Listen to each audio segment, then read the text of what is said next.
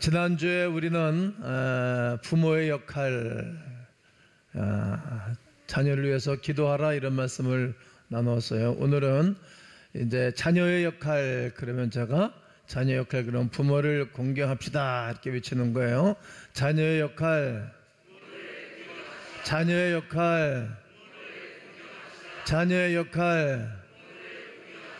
네, 부모를 공경하면 하나님이 기뻐해 주실 것입니다. 어떤 가정이 되면 좋을까요? 오늘 성경 본문을 요한복음을 읽었는데 다시 한번 읽겠습니다. 시작.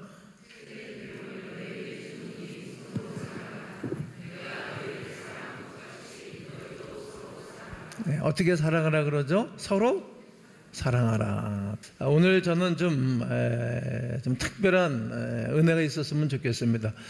누구를 생각하면서, 부모를 생각하면서 말이죠.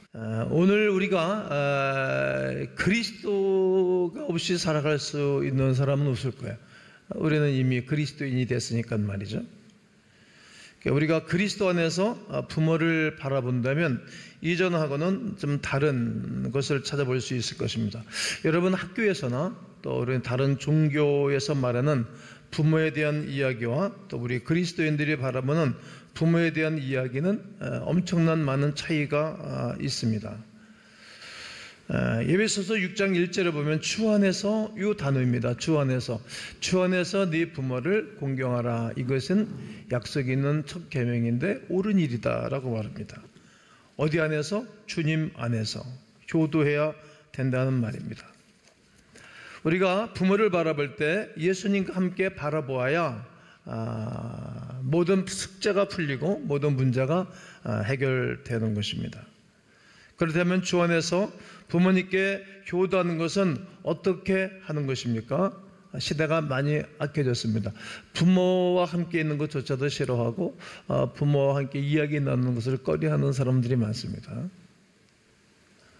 아주 묘한 분위기가 이제 나래도 흐르고 또 이런 분위기가 있으니까 학교에서도 좀 불편한 일들을 많이 보잖아요.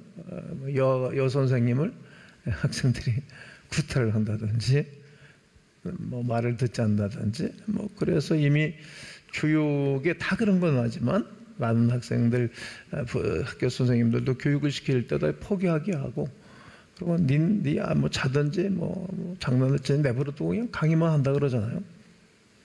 이게 어디서부터 시작된 것일까? 이게 가정으로부터 질서가 깨지고 권위가 깨진 데서부터 흘러나오는 일들이 사회 전반적으로 흘러간다고 저는 생각합니다. 또 만나지도 않고 만나더라도 입국 다물고 살고 있고 또 미워하거나 그리고 증오하고 원망하고 불평해합니다. 예수를 믿는 사람들 중에서도 상처를 주고받고 해서 가정이 만나지 않는 사람들이 있어요. 우리 교회도 그런 분이 계셔서 내가 불러다가 그러는 거 아니라고 이렇게 해보라고 말씀을 전해 들이 있어요. 그때 눈만 동그랗게 뜨고 아무런 대답도 하지 않고 살아갑니다. 그러니까 그 남편은 또 얼마나 불편하겠어요. 이런 일들이 예수 안 믿는 사람들의 이야기만이 아니라 우리들의 이야기예요. 우리 교회에서 있었던 얘기예요.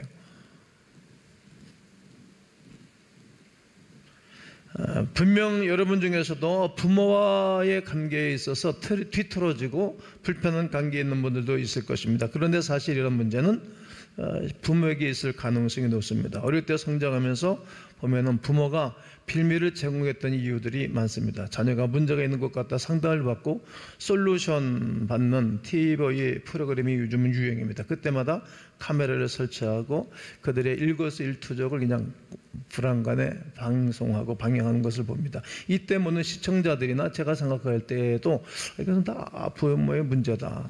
부모의 문제가 저 아이들을, 저 가정을 이렇게 만들어놨다라고 생각하게 됩니다. 그래서 얼핏 우리는 오해하는 것이죠. 부모와의 관계 안 좋은 이유는 전적으로 부모로부터 잘못된 치부, 좋은 부모가 아니었다면 원망합니다. 그러나 그것은 전적으로 오해요, 왜곡이요, 잘못된 것입니다. 정말 그런 것이라면 좋은 부모님에게는 그럼 다 효도합니까? 이 땅에는 좋은 부모들이 많이 계시잖아요. 그러면 그 자녀들이 다 효도합니까? 다 효자입니까? 다 효녀입니까? 그렇지 않습니다. 부모님이 완전하고 완벽하다고 해서 전부 다가 효자가 되는 것은 아닙니다. 성도 여러분, 우리는 예수님 안에서 놀라운 은혜와 복을 받았습니다. 어떤 은혜와 복을 받은 것입니까? 우리 하나님을 나의 아버지라고 고백할 수 있는 것입니다. 우리가 주기도에 보면 하늘에 계신 우리 아버지 이름이 거룩히 여김을 받으시오며, 제자들이 어떻게 기도하면 좋을 것이냐고 묻는 그 질문에 예수님이 대답하신 것입니다. 한번 주기도에 대한 마태복음 6장 9절을 읽겠습니다. 시작. 그러므로 너희는 이렇게 기도하라. 하늘에 계신 우리 아버지여, 이름이 거룩히 여김을 받으시오며. 그렇습니다. 하나님 완전하신 분이십니다. 그리고 우리에게 완전한 사랑을 베풀어 주셨습니다. 십자가의 사랑은 늘 생각하고 늘 마음먹으면 눈물이 핑핑 돌고, 그 사랑은 그건 놀랍습니다. 그런 하나님이 우리의 육적 아버지라면 전부 우리가 효도하고 살까요? 그렇다면 우리가 한번 생각해 봐야 되고, 내가 여러분들에게 질문을 한번 할 겁니다.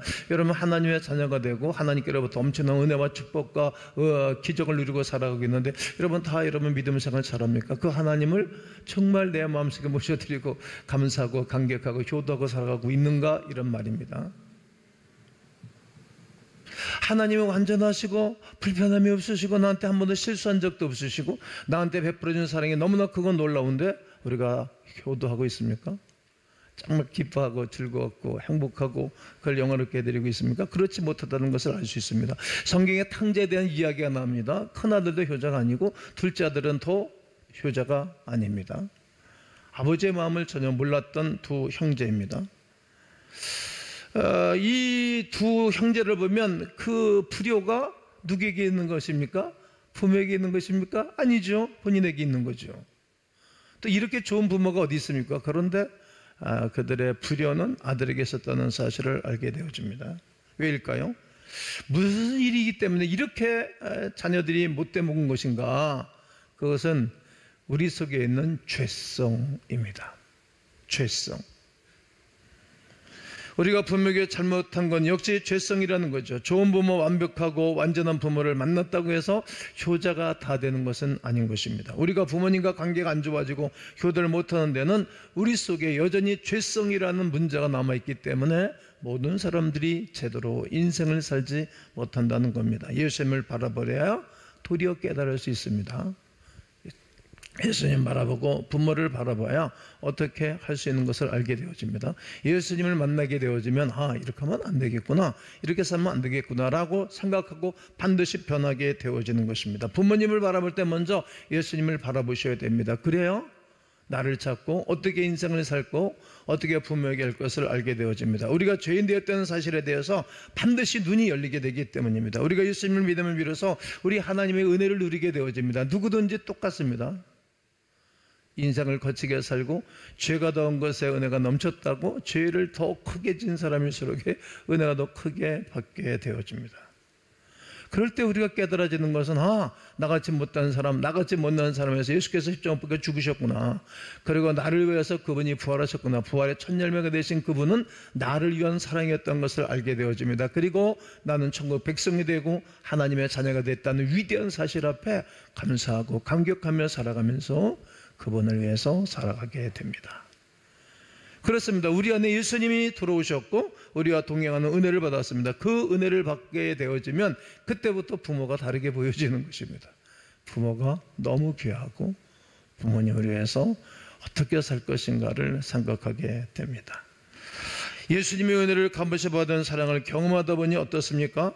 부모가 잘했느니 못했느니, 부모가 나에게 무엇을 해줬느니 못해줬느니, 부모가 훌륭하더니 훌륭하지 않다니, 이런 것이 문제가 되지는 않습니다. 부모를 진심으로 용서할 수 있고 진심으로 사랑할 수 있는 힘이 예수 그리스도 안에 있는 은혜로부터 시작되기 때문입니다. 아멘이십니까? 그래서 우리가 주 안에서 부모에게 순종하는 것이지요. 다시 이 문장을 고집어 보십시오. 주 안에서만 가능한 일입니다. 성경은 좋은 부모에게만 효도하고 그렇지 못한 부모에게는 효도하지 말아야 된다고 가르치지 않습니다. 그저 부모에게 순종하라고 말하는 것입니다. 우리의 부모가 얼마큼 훌륭해야 우리는 그를 따르고 섬기게 되는 것입니까?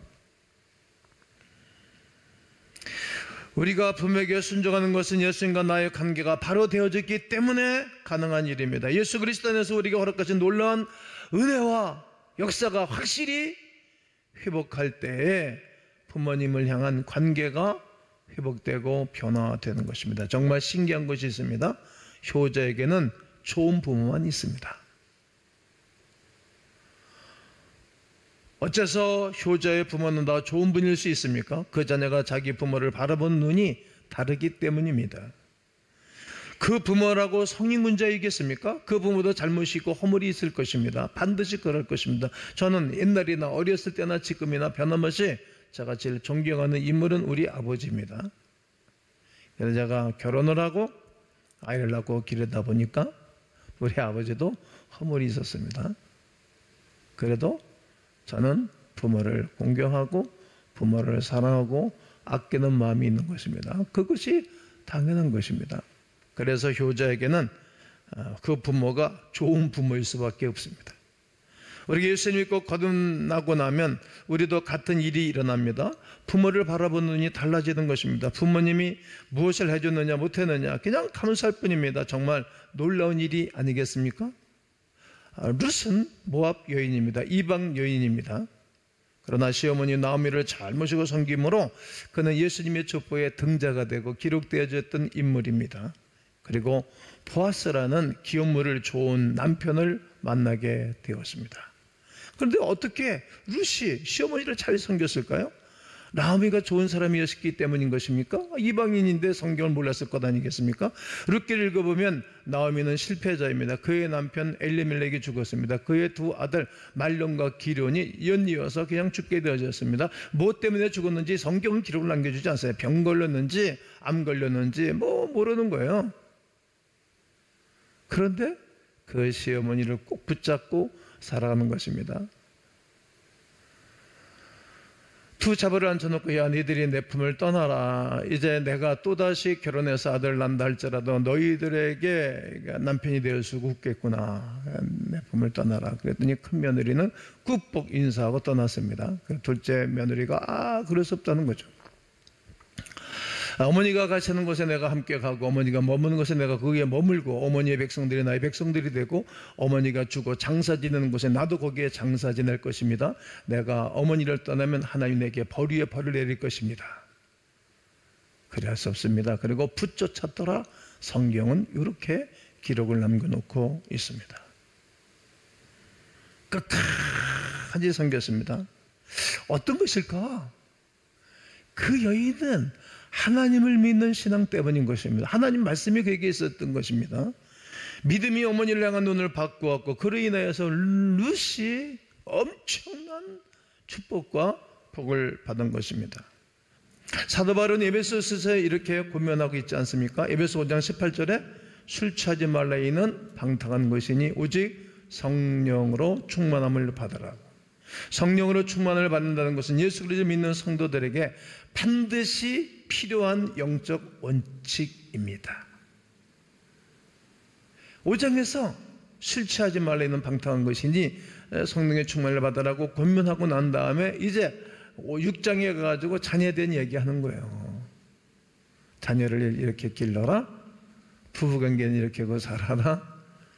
그리고 자녀들은 부모 이렇게 공경하라고 말하는 거예요. 그러니까 하나님의 성령으로 충만하고 은혜가 없이는 못할 일이다 이거예요. 예수님을 먼저 바라보고 다른 사람을 바라보고 예수님을 먼저 바라보고 부모를 바라보는 거예요. 예수님을 먼저 바라보고 이웃을 바라보면 감당할 수 있는 힘이 생기는 것입니다. 그래서 성령의 충만함이 꼭 필요한 것입니다. 누가복음 17장 21절을 다 함께 한번 읽어보겠습니다. 시작.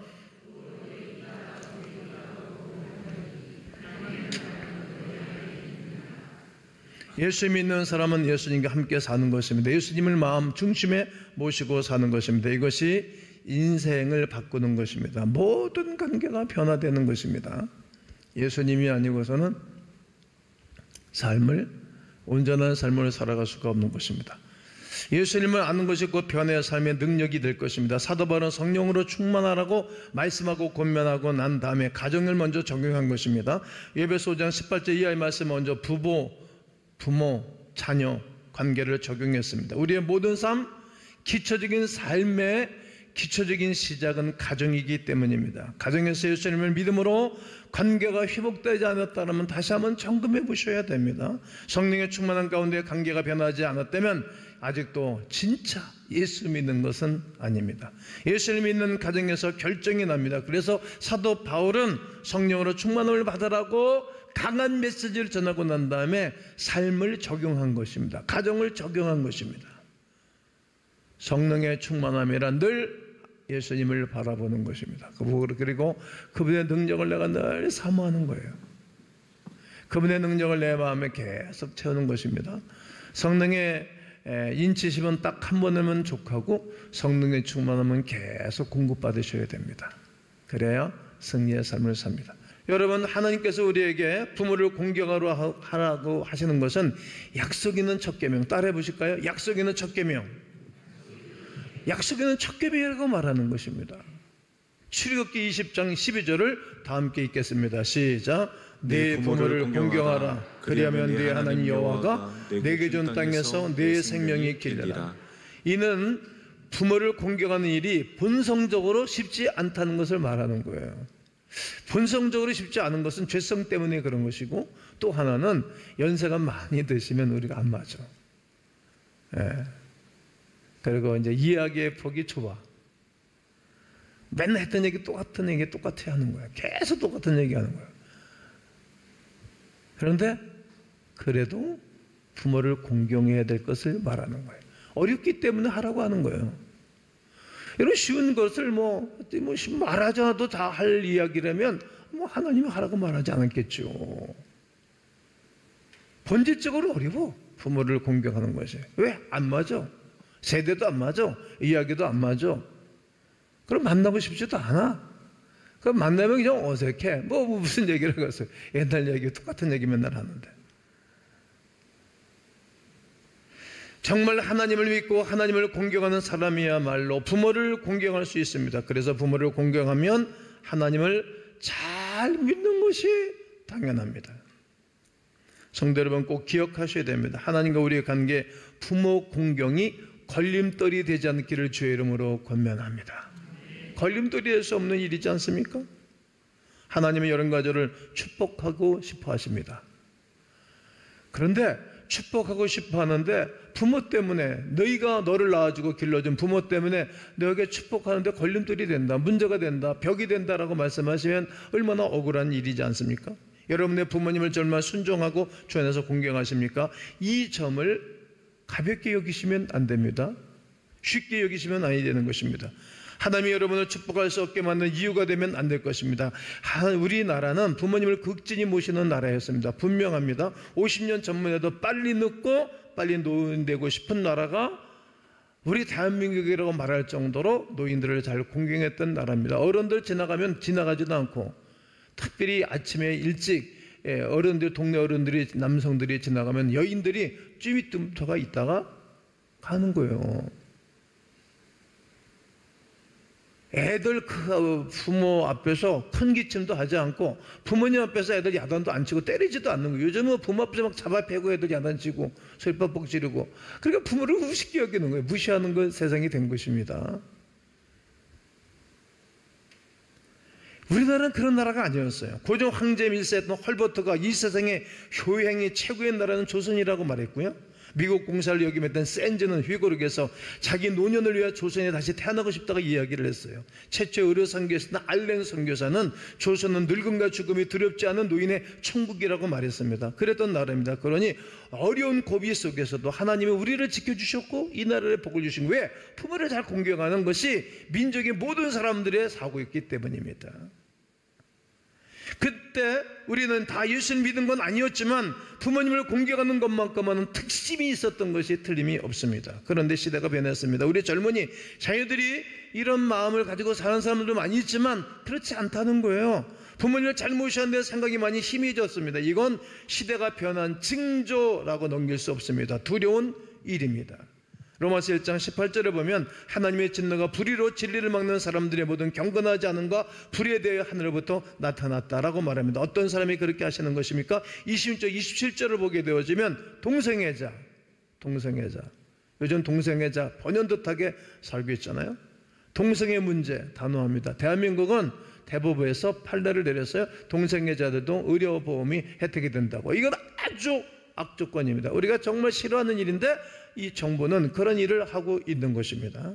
28절에 진노의 죄에 대해서 언급을 했고요. 29절에 보면 모든 불의, 추악, 탐욕, 악의, 시기, 살인, 악독, 수근수근, 비방, 하나님이 미워하시는 것들, 그리고 그 다음에 부모를 거역하는 자, 이렇게 되어 있어요. 그러니까 끔찍한 죄악을 열거해 놓고 난 다음에 부모를 거역하는 죄가 크다. 그러니까 끔찍한 죄를 짓는 사람들처럼 부모를 거역하는 그 자는 똑같이 취급한 거예요. 거역한다 이 말은 저는 늘 반대편에 서는 거예요. 받아들이지 않는 거예요. 불순종하는 것을 말하는 것입니다. 우리는 분명히 가르쳐야 됩니다. 어린 자녀들을 그렇게 살아가야 됩니다. 부모를 거역하는 자는 성경은 아주 악한 죄를 짓는 사람으로 똑같은 수준으로 취급했습니다. 아주 무서운 것입니다. 왜 계속 그렇게 살 가능성이 큽니까? 디모데후서 3장 1절을 보면 말세에 고통하는 때가 있다. 굴성하는 때가, 고통하는 때가 있는데 어떤 죄를 짓는 것이 말세의 징조인 것인가 하면 2절부터 보면은 부모를 거역하며, 이게 말세의 징조, 마지막 때의 징조는 부모를 거역하는 거예요. 부모를. 무서운 죄라는 거예요. 무서운 죄. 오늘 이 말씀을 듣는 여러분 꼭 명심하시기를 바랍니다. 부모를 향한 불순종이 얼마나 큰 죄인지를 알아야 됩니다. 큰 죄임을 깨달았고 회개하고 큰 죄를 짓지 않아야 됩니다. 그래야 우리가 복을 받는 거예요. 하나님께서 우리를 써보려 해도 부모의 관계가 제대로 되어 있지 않으면 부모를 우리를 쓸 수 없는 거예요.